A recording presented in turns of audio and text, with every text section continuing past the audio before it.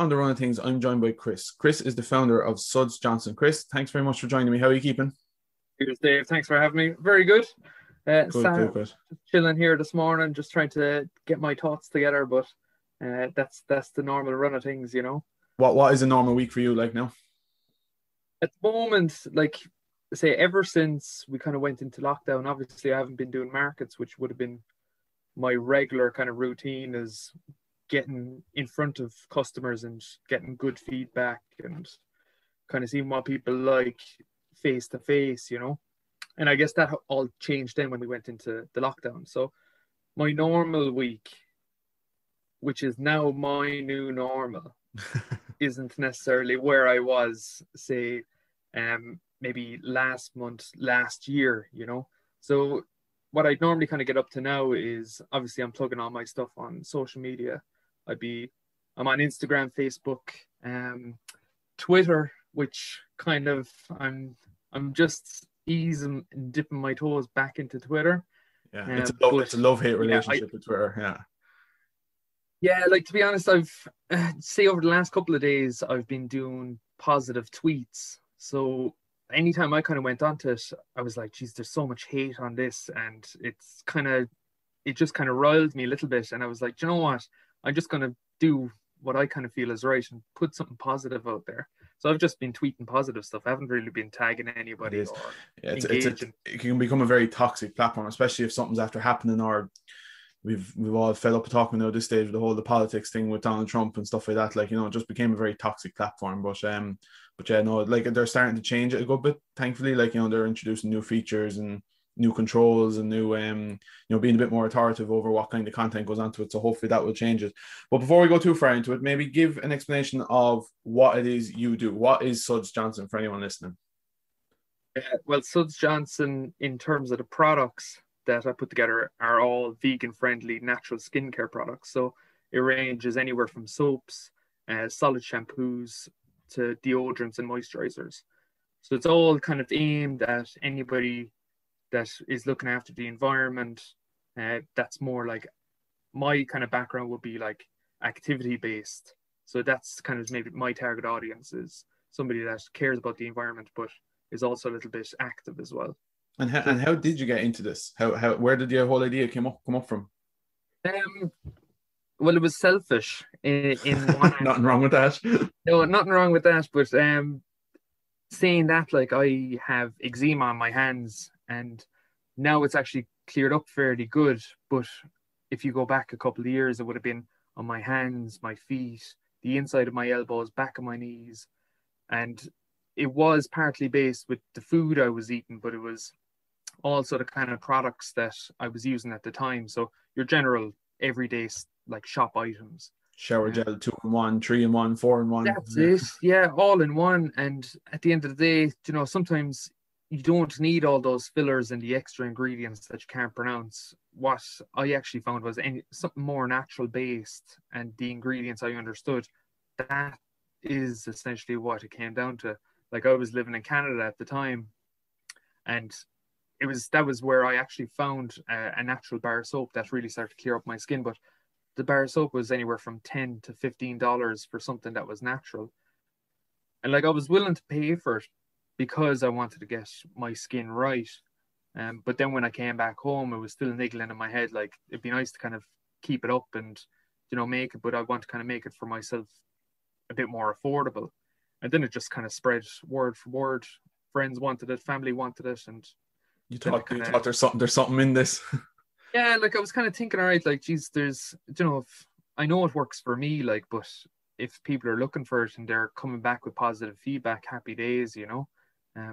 But yeah, that's kind of, it started selfishly that I kind of wanted to heal my own skin, but in turn then now my customers, like, they might have psoriasis, or they could have like a similar skin condition with eczema. Like, a lot of it is a result from what's going on the inside. So it's like a signal that your body's giving out that there's something wrong, maybe with your digestive system, or it could be the foods that you're eating. But it also plays a role in what you do put on your body, you know. So I'm delighted now that people are actually seeing the benefits from it, when initially I was kind of trying to solve my own problem, you know.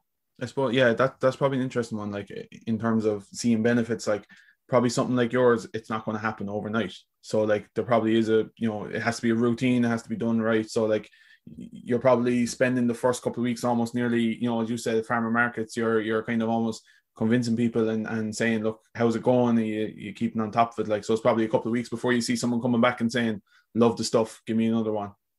Exactly. Now, like to kind of give it a good example of me not trying to convince somebody, because like there's a lot of bigger companies out there doing certain things, like the shampoo bars, like you probably would have heard about them from Lush. So that kind of, in one sense, is made the public aware of, oh, actually, there's something else that I can use instead of a bottle of whatever it's filled with. And Lush kind of pushed that campaign out. So by the time I was actually going out to markets and farmers markets, people had the knowledge. There was very little convincing I had to do. It was just more the questions they were asking, like, does it have palm oil or is it vegan? And I was like, yeah, look, all these are ticked off. So it's vegan friendly. There's no palm oil. All my oils are ethically sourced. So like it kind of ticked all the boxes for people. And once they kind of saw the humor as well, I feel that's maybe a little bit of a twist that I put on it instead of maybe your auntie soap or your granny soap, Personality is a huge thing. And I think that's probably one of the things that definitely, I'll get into how probably I came across you in a while, but in terms of personality and brand, you kind of have a great way, and you marry humor with knowing your stuff and backing up, and the quality, the pictures are fantastic. So that personality thing, you can't beat that. And I've had other people on the podcast where, we talk about that front person talking at the farmer's market. You could get anyone in to do it. You can pay anyone a few pounds every hour to come in and sell it for you, but no one can talk about the product like you. Because the blood, sweat, and the tears that went into making it. And there's a reason, as you already said, the background reason for why you make it. So, you can back all that up.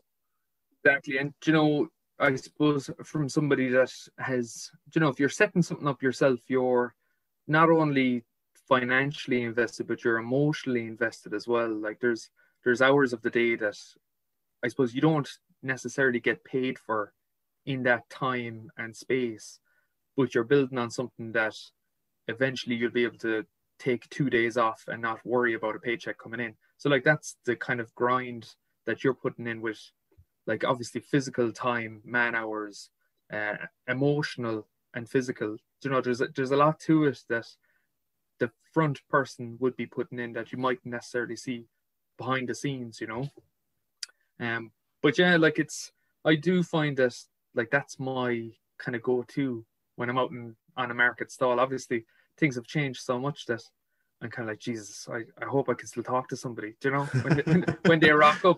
But at the end of the day, like I know for sure that if I was standing at my stall or if I'm standing somewhere in a shop and I had my products there, like I know the quality is there and there's not much convincing to do. Like I'd always approach it with a soft sell, like I wouldn't really be like, look, this is what you need and you need it right now. It's more like, look. And people in the end of the day don't like to be sold to. They don't like, they like to be, and I think nowadays, especially with the whole move in terms of supporting local and, the push since COVID happened to buy Irish or whatever it is, I think they want to be a little bit more invested in the company. So by having a face and having a personality, it's not just a logo and a brand and that's it. There's a little bit more to it. That's that soft sell, I suppose. Yeah, exactly.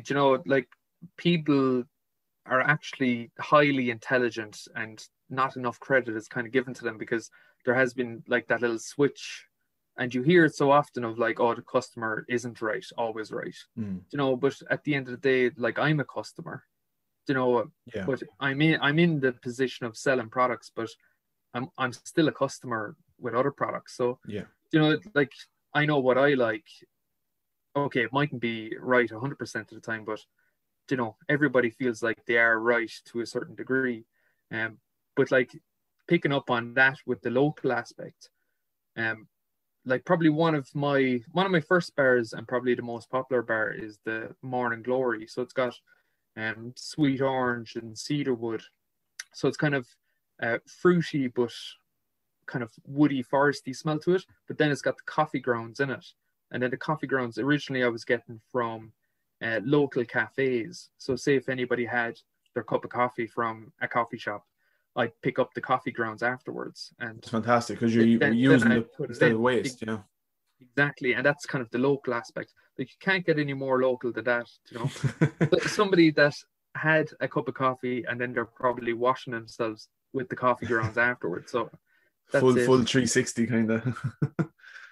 It's great. Exactly, you know. It's a nice little touch. Like, And when did the business start then? When did you actually get up and going?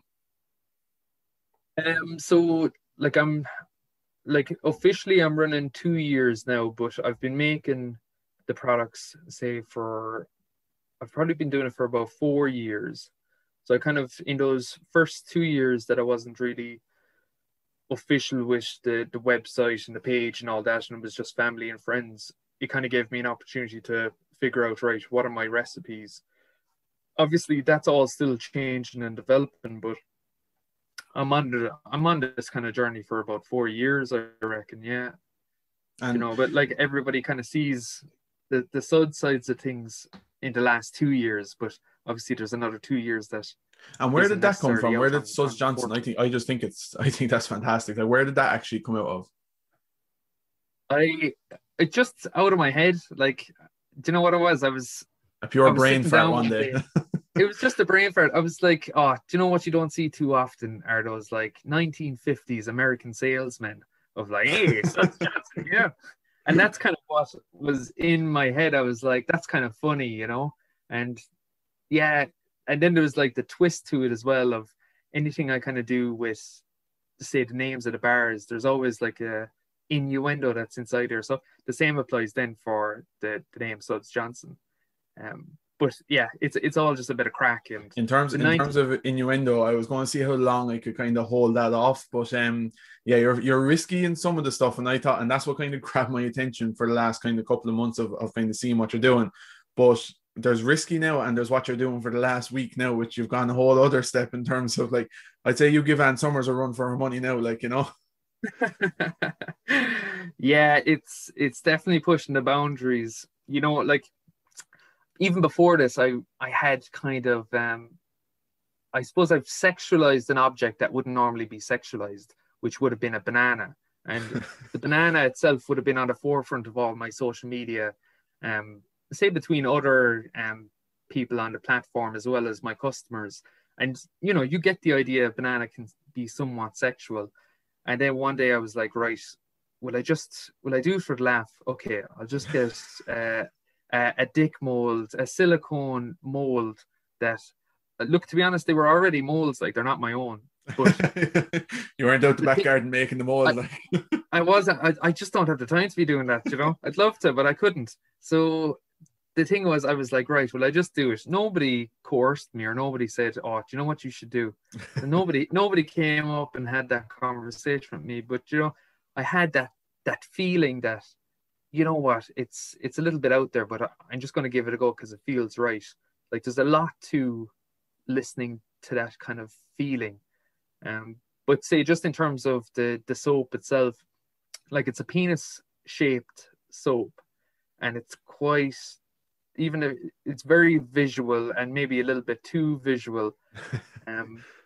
But I just kind of thought, like, you know what, I think there's such a kind of, there's still that kind of little bit of the 1950s Ireland lingering around, and I think we've kind of come so far from it that a dick soap shouldn't really be too offensive. But I think in terms of, like you talked there about being a little bit out there, if you look at any brand, like, you know, they'll bring out their products and next thing out of nowhere they'll do something totally outrageous, and it kind of doesn't suit in, or either that or it changes the whole brand. But the fact that you're kind of, everything in your brand links in, so it's not that it's out of character, but it's, you know, it's a bit more, I won't say eye-catching, you know, but like, you know, it kind of grabs your attention a bit more, but it's not too far away from what you do, and it ties in with what you do. So I don't think it's not expected, but it'll definitely grab attention, you know, and I think that's what you have done with it, like, you know. Yeah, like in terms of, you know, maybe kind of touching boundaries with policies and platforms, it's risky, but like there's definitely a massive demand for being liberal. So like customers that would buy products from me, they're buying it for the humor and maybe the relaxed attitude and the bit of filth in between. Like as clean as you become with the products, people have dirty minds and they just want to have like you want to have a laugh. So there's a tagline in there somewhere. There is. It's don't be a dick. Wash your hands. That's the tagline. Yeah. And give us a name. Give us a list of some of the other ones. You have some other great names in terms of products, and even you do signs and merchandise and stuff like that. Like, so give a list of some of them there. Yeah. So like the Morning Glory I've obviously mentioned, but then you got a favorite in Cork, which is the Lucky Langer. That's a lemongrass. I got the Minty Crack, spelt Craic, as an Irish crack. That's peppermint and eucalyptus. So maybe one that you probably wouldn't want to bring down to your genitals, but go for it, each their own.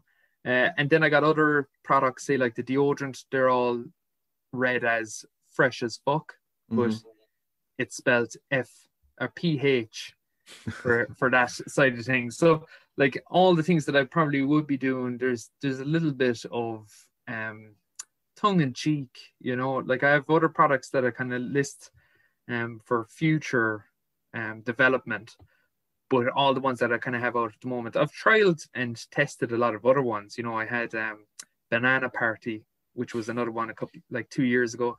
I had Cream Pie, that was apple and cinnamon, and just there's a few that maybe didn't quite make the list just in terms of popularity, but the main ones and the best sellers are probably Morning Glory and Lucky Langer. And when you kind of naming off there, like the names of the soaps or sorry, what like the recipes and the kind of ingredients and stuff like that, it's almost like reading like a food menu. Do you know, in terms of like that it's actually, there's probably a lot of work goes into that side of stuff. It's not just an orange soap or an apple soap or whatever. You know, there's actually a good bit of work probably goes into that, like creating a menu and a recipe. Exactly. Like there's so much behind the scenes that you can't necessarily see when you see the final product. But like there's a lot of thought kind of put into the design of each one. So like, you know, a lot of people won't be able to see this, but like I'll just show you with the coffee grounds. They're kind of, they give the illusion of they're floating and they're suspending within the actual soap itself. There's ways of doing it that you could have it all settled to the bottom, but I think it just visually it's nicer when it's all suspended. And then there's other ones like the Minty Crack, where I combine two colors to make a kind of swirl. It's very visual, like, yeah. It's very visual and it's striking, you know. So like coming down to the recipes, like first and foremost, I want it to be functional and kind to your skin. And then after that, if I can make it look nice, happy days. But I always kind of want to bring it back to, right, does it work and does it feel good? Does it make me feel good? But the part that a lot of people don't see, which is the process of how do the products come together? What are the ingredients? I'm actually taking people on a bit of a journey, which I started on Monday, which is I'm going to be making a dish soap. So it's one that you're going to maybe wash your frying pan, wash your plates when you're done cooking your dinner. Okay. And I just thought it would be a good idea for people to kind of see behind the scenes of, right, what goes into maybe putting the recipe together, choosing the ingredients, having the layout of the final product, what I have in mind. But what I can see already happening is that it's going to start going a different direction than what I had originally planned, because now I'm getting the feedback from my customers and it's in real time. So it's going to go on again this Monday. Last Monday, it was kind of like just asking people questions, right? Do you use hot water, cold water when you're washing your dishes? That'll obviously have an impact with the ingredients I pick. If somebody has hot water, then maybe I don't need to have such a hard oil to make it such a hard bar. If they're using cold water, it'll be a little bit different in terms of the ingredients I'll give them options to, you know. But that's an interesting one. That just I was sitting in the bathtub doing the live that time, and it was something that came up that, are you bringing back the dish soap? And I was like, do you know what? Geez, that might be a good idea, but let's do it together. You mentioned the bathtub there. I think so there's two things there. In terms of getting feedback from your audience, I'm a huge fan of that. Like, you know, you're actually, and as you said, you're bringing them on the journey with you. you can't pay for that, like, you know, because they're invested in your brand and they're invested in what you're doing, and you're almost kind of, not in a bad way, but you're kind of lining up sales at the end of it because they want to try it out because they've had a part in it, you know. But in terms then of the bat, you kind of go, you get Q&A and kind of update kind of videos little bit different. So you're kind of sitting in the bat with some dodgy lighting and I think I seen a banana one day. So, but I think that's fantastic. Yeah. Do you find that a benefit? Does it actually get a good response? I'm not suggesting everyone go and sit in the bat, but it does work for you and your brand. Yeah, like it seems to be on brand. Do you know, like you were saying, anything I kind of do, it ties back into, it does it kind of fit with the brand? Is it on brand? Like in terms of, does it suit Suds Johnson as a whole? Like in the bathtub, essentially could be the character of Suds. That's his office. Yeah. You know, like that whole scenario. So bringing it to life is, I think it's a little bit different for people to see, but it makes people more relaxed because effectively I'm in a very vulnerable position. Because when you think about it, I'm actually naked in the bathtub. So you can't get any more vulnerable than that. And it's real time of asking people like, hey, what do you think of this? It's a real conversation. The formalities are taken out of it. The kind of the corporateness doesn't exist when it's face to face with a person. But like it definitely does it does result in sales, which is great, you know, but it also gives me real time kind of feedback with, right, is it actually worthwhile having this particular product up, or is there a need for the dick soap? Do you know what I mean? Like Yeah. there's certain things that will pop up, and I'm often surprised in people's feedback, because like there's some products that I'm like, Jesus, you know what, I'm not quite happy with it. Like it's done, it's completed, it's exactly what I wanted on a piece of paper. I'm not happy with it, but I'm going to put it out there and see what people think. And sometimes it's actually the best seller. Yeah. So it's kind of, it's a strange one. I think that's kind of for a lot of similar kind of entrepreneurs and business owners in your field, like, you know, that are kind of one man band kind of a thing and doing it all themselves. I think you already mentioned there, that you become very emotionally attached to the product. So you have to realize, like, and I think I even have a quote there from you from something I saw before, that basically your target market is yourself because you like it. Do you know? So you're creating something that you like, that you think is absolutely fantastic, and it could be an absolute flop because it's not what consumers want. Exactly. Yeah. And like a lot of that comes back to, like I said it previously, that, you know, you kind of have to listen to that feel and the little voice of like, no, actually, do you know what, this kind of feels right. And even with the products of, oh, do you know what, I don't really like it, but it feels right. Like, so I'm going to put it out there. And I think that's probably the most important thing that I've kind of started to develop. Obviously, there's stuff I miss, and, you know, there's stuff that I'm still trying to figure out and find my way on. But like that little voice of like, do you know what, you're on the right path. I can't really see the end result or the destination, but just kind of keep going, you know. And it's that little bit of a reassurance, like, okay, let's kind of keep going, even down to, like, I'll say it again, but like down to the new bars of the penis shaped soaps. It's quite interesting. Like I actually had a group of women message in. There was two girls, and they said, thanks so much for putting up that shaped soap, because we're coming out with our own business, which is going to be kind of like an edible version of it.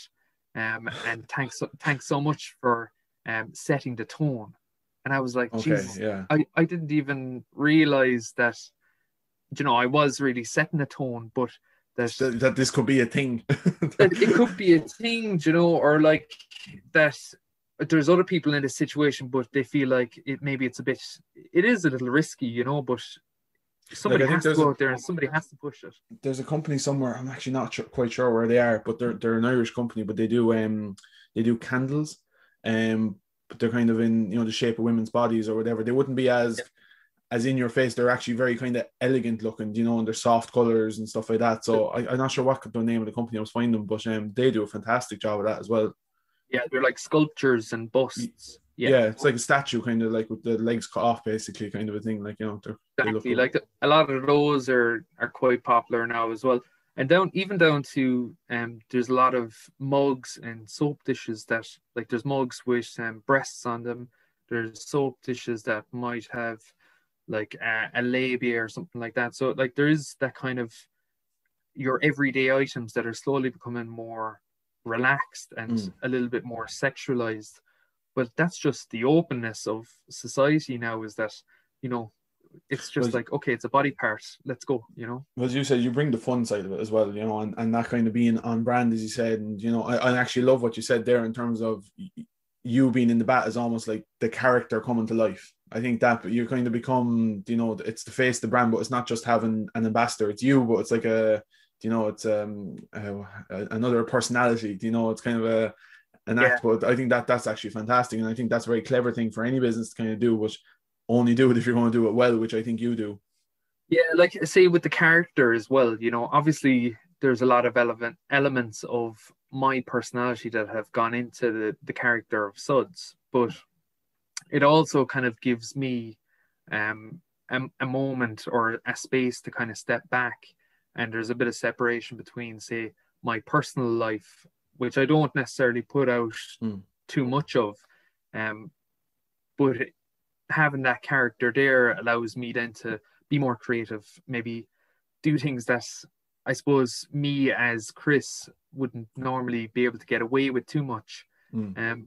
But definitely my personality is within the character, and then the character kind of comes to life through the No. products and through social media. I'd say it's gotten to even to the stage like I actually didn't know. So how I came across you was in terms of networking. Okay, I think it was at a networking event, Cork Entrepreneurs Network, but I actually did, because it was always Suds Johnson. I saw Suds Johnson. Have you gotten to the stage now where you're just being called Suds kind of a thing? Or Yeah, does people, yeah, yeah.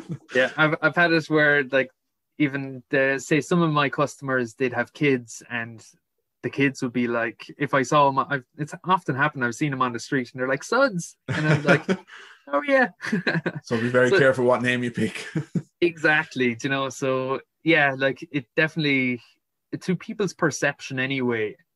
Yeah, if they call me Suds, happy days. You know, it just means that the brand is recognized, and maybe me as myself, or me as the character is recognized as well, which, you know, is always a positive. Like, Positive, yeah. In terms, I mentioned there that I mentioned network, and I think that's a very kind of underestimated tool. And I think it's obviously been made harder. It's been made harder in some senses, but actually probably easier in terms of the lockdown, because you're able to get everyone onto a Zoom call. They don't have to come to a location.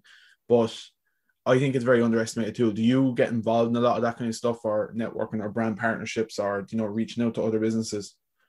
yeah, definitely. You know, like I think it's definitely one of the best tools that you can use.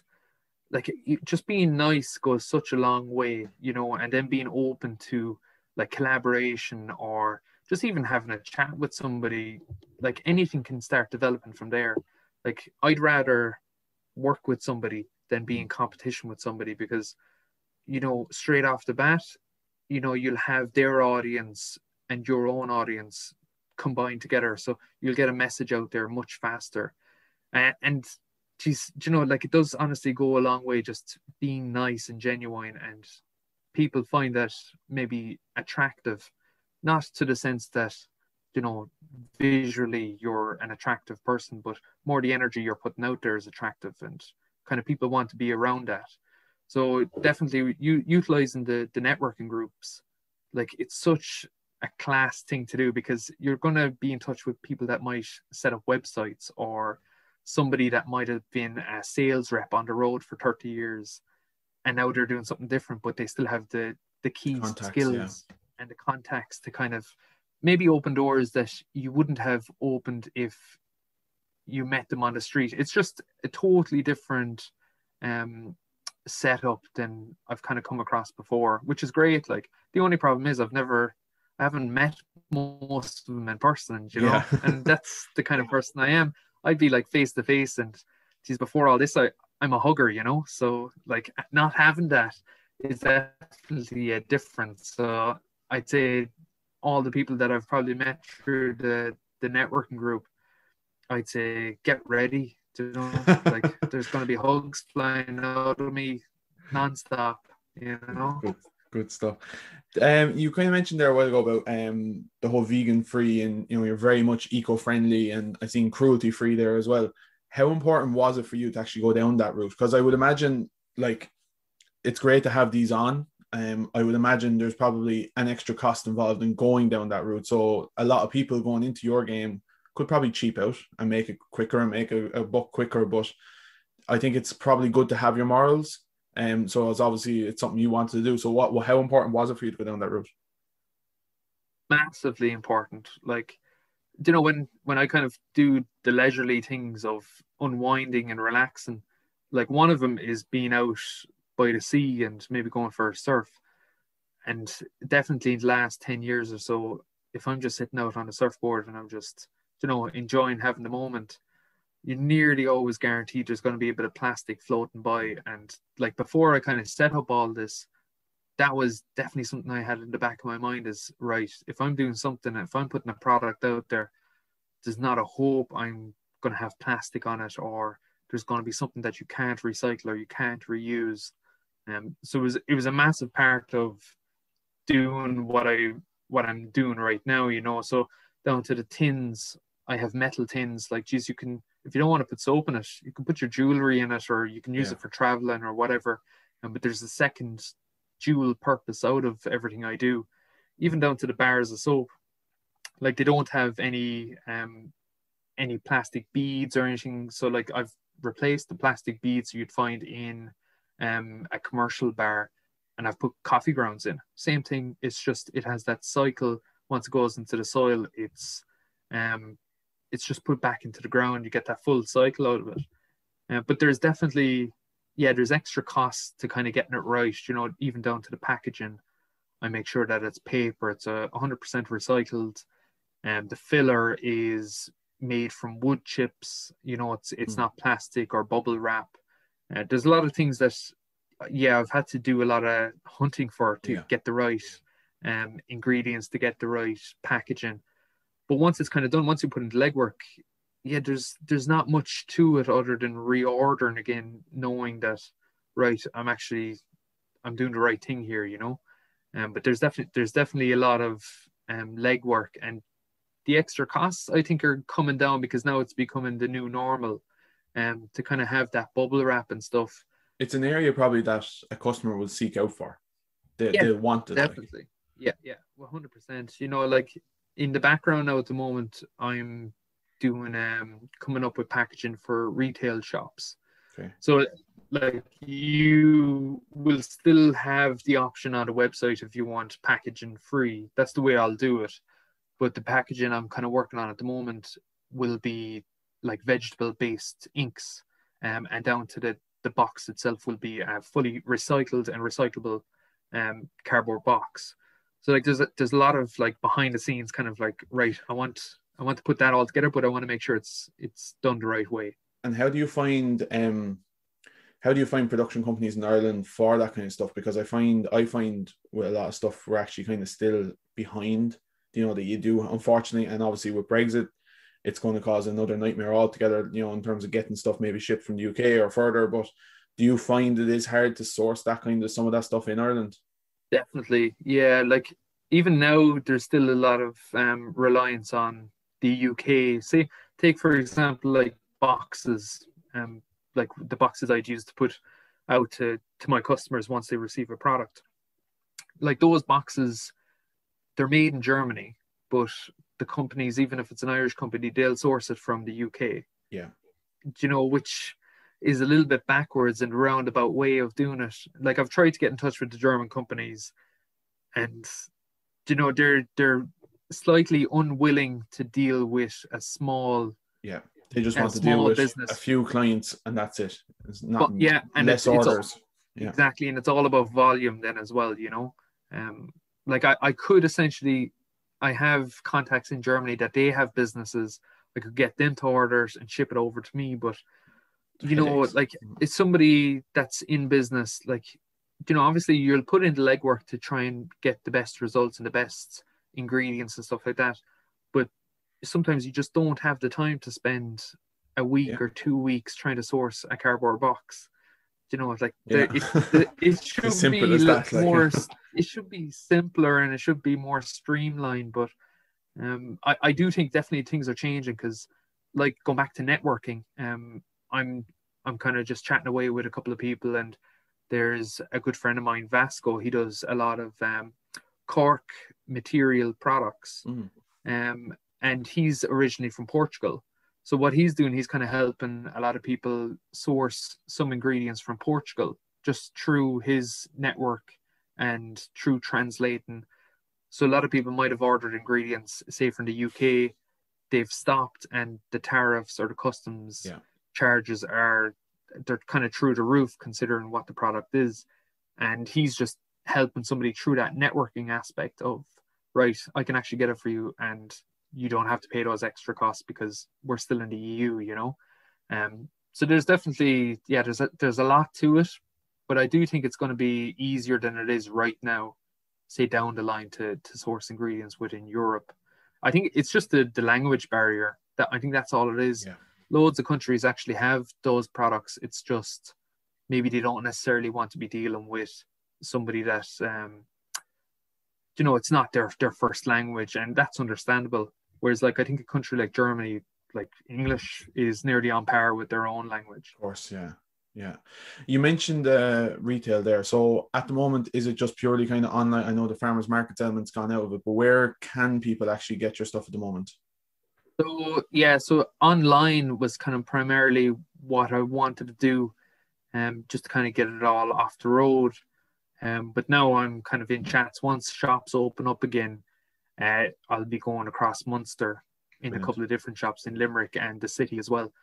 But just to kind of finalize the box for the soaps, I'll still give people an option if they want to have with or without packaging, because that's kind of one of the core elements of the business, you know. But at the moment, it's all on the website and through social media that I'm kind of pushing things, which gives me, I suppose, a certain degree of freedom with how I can kind of put it out there. But then, like, long term, yeah, I'm going to want to jump into shops And do maybe. you, when you say Munster there, do you plan to attack is it the artisan independent stores, or are you hoping to go down one of the chains, or is that the next stage again? Well, to be honest, like, you know, the kind of health food side of things and the health food shops is a good kind of market. Ideally, where I'd love to kind of see the products is in surf shops and Oh yeah, okay, yeah. activity shops and stuff like that. But to be quite honest, you know, you're going to get everybody, all walks of life, going into, say, places like Super Value or your Aldi and Lidl, along with, like, say, your health food shops. So I'm not like, Not shutting that down. no, I'm not. Yeah, exactly. Do you Yeah. know, like the chat about the collaborating, like, I'm open to everything, you know, and like I do want to kind of like have a lot of doors open up, but like I'd love to see it in a surf shop. You know, Yeah. that's kind of, you But know, that's it but ties in with what you do. Like, yeah, it makes that is sense. in what I do, and you know, it's kind of like all the outdoor heads. It's the same as myself, you know. But yeah, Down to Tremor now or somewhere, and you have about 10 shops in a row, and away you go. there you go. Yeah, even down to Inchydonny. In So you Shidani, know, yeah, yeah, brilliant. definitely. And so in terms of then, is it Ireland, or have you got like, do you do much exporting at the moment through the online store, or have you ran into any issues, or how are you finding that whole world? So it's good, you know, like there was a lot of I guess just with the lockdown and say with COVID, there was some restrictions with on post, which would have normally done a lot of my postal services. So they would have maybe limited to certain countries that I'd normally send stuff out to. So I'd send to Australia, America, Canada, like they'd be on the cusp of what would be my limits. Like you can't get any further than that, you know. Yeah. Maybe New Zealand, but that kind of slowed down then when there was the restrictions were in place. But like I'm always putting products out there, be it Germany, And Spain, are you France. advertising into these countries, or are you just kind of maybe linking up with places locally, or getting the word out, like, or contacts? Like, do you actually recommend advertising in those areas? So the only advertising I've done abroad would have been, say, for the UK. So I actually did pop a couple of ads specifically to London, and then I done another couple of ads to Edinburgh and Belfast. So I just kind of had an idea in my head in terms of, right, I have a target audience. I'm just going to give it a go and see what happens. And then I got a couple of maybe more prominent figures like influencers that kind of jumped on it, and then I did get sales out of it. But abroad, further afield, like American stuff like that, definitely not. I wouldn't be advertising anything like that. But I can see the names that kind of pop up in the order details. Usually they're all Irish, Yeah. so it does give a good example of how far afield everybody is, and even if you want to buy locally produced, you can still buy it even if you're not local, which that's a lovely side of things as well that's come out of it. In terms of influencer marketing there, do you find, what's your thoughts on that? It's kind of it's very much a dirty word, influencer at the moment. What have you engaged in it, or are you just people buying it and thankfully putting it up on their social? I've engaged in it, definitely. It's hit and miss to a certain degree, and it's only hit and miss when the person themselves doesn't believe in the product.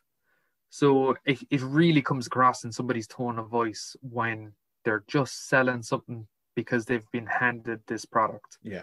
Whereas the best feedback and the best results I've gotten is when somebody actually buys a product themselves and they have a large audience there and they're like, do you know what, lads, this is actually worth grabbing. And it's those people, like, you can hear the genuine tone in somebody's voice and if they've tried it or not. Like I said, I go back to, like, people are more intelligent than sometimes they're given credit for.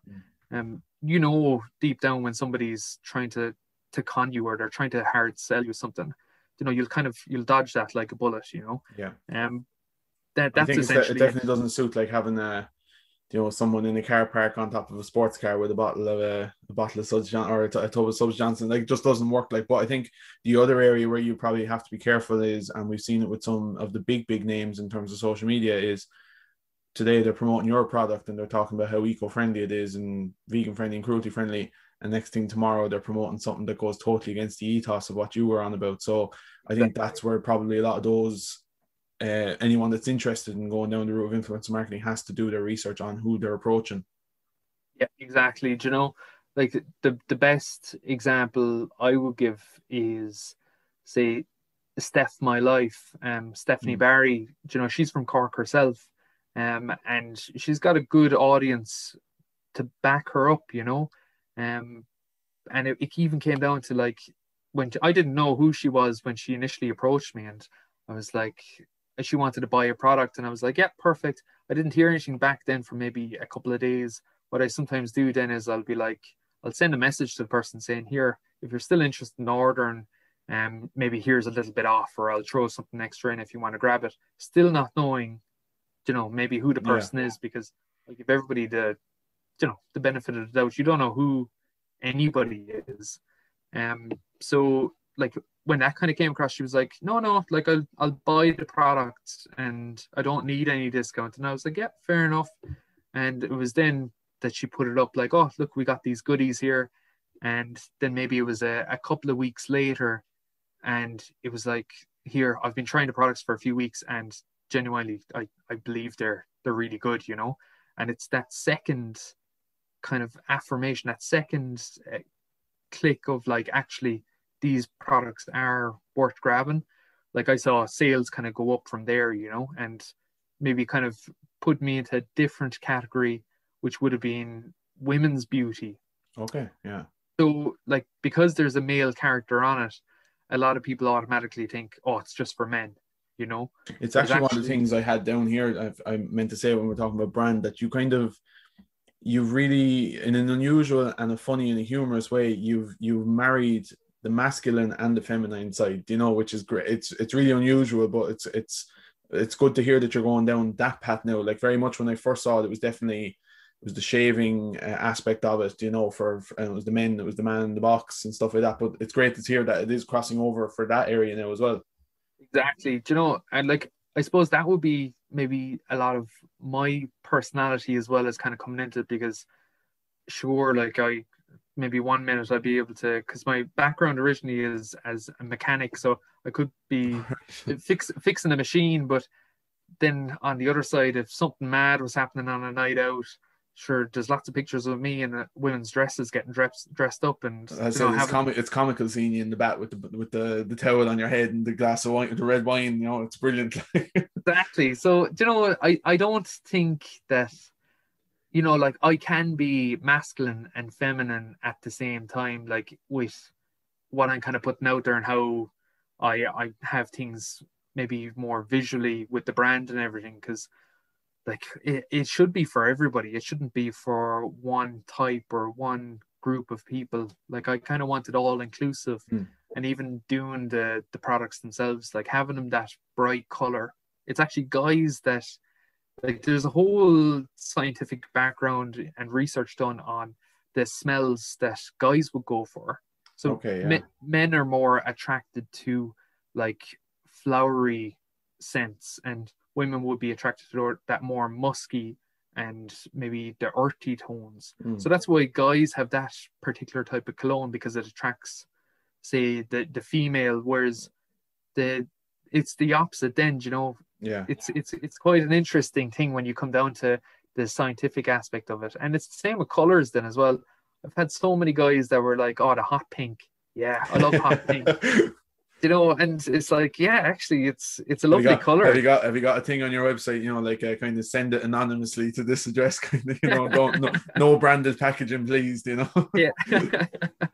Yeah, that's it, you know, even down to the box as well. You know, I have I've written on the box, boxed for your pleasure, and caution, contents are lovely, because like I do really believe that, like, once you kind of open a box, it should kind of bring a smile to your face. But you package it lovely. Like, I've seen it in the pictures where you have you know, you use the straw, you put a bit of love and care into it, and it's not just fucked into a box and, you know, 20 of them sent out today or whatever. You know, it's you do put a bit of love and attention, and that, as you already said, it's that will give you the feedback, and it's that will give you the payback. And you know, we all know how important social media is.